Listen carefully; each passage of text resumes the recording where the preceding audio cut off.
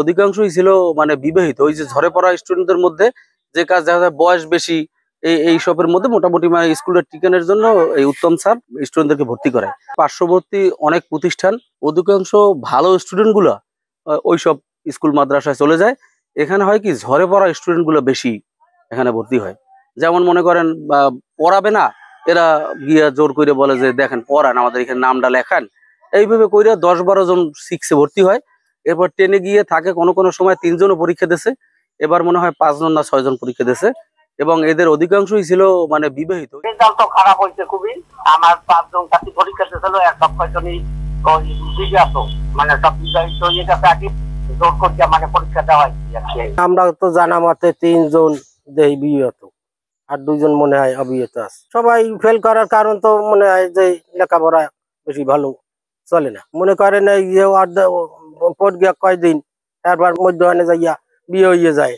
বিয়ে হইয়া যাওয়ার পর এরপর স্কুলে আসে না, এরপর আবার কয়দিনে আসে, আবার আসে না। শিক্ষকরা দেই তো ভালো, এখন লেখাপড়ায় তো পাস করে না।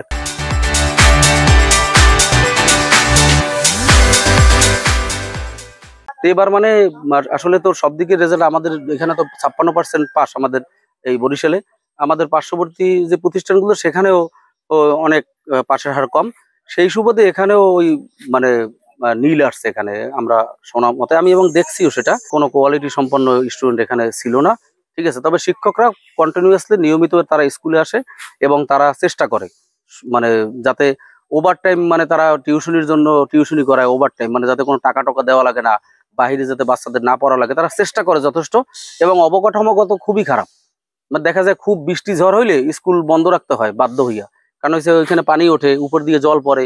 এরকম একটা অবস্থার মধ্যে মোটামুটি আর কি শিক্ষার্থীরা ওই কোনো মতে একটু পড়াশোনা করে এরকম স্টুডেন্ট গুলো এখানে ভর্তি হয়। মনে হয় তো স্যারেরা ভালোভাবে পড়াশোনা করাই নাই। চাওয়া পাওয়া স্কুলটা যাতে শিক্ষক পাল্টাই ভালো আনা হয় এবং লেখাপড়া যাতে ভালো হয়, মেয়েদের এরা তো মারজাত, মেয়েদের ভালো লেখাপড়া হয় এইটাই চাই। আর দিক ওদিকে ওই নলেজের দিক ব্রেন খাটায়, লেখাপড়ার দিক খাটায় না, এই একটা। সব ছাত্রী না, ভালো মন্দ তো আছে।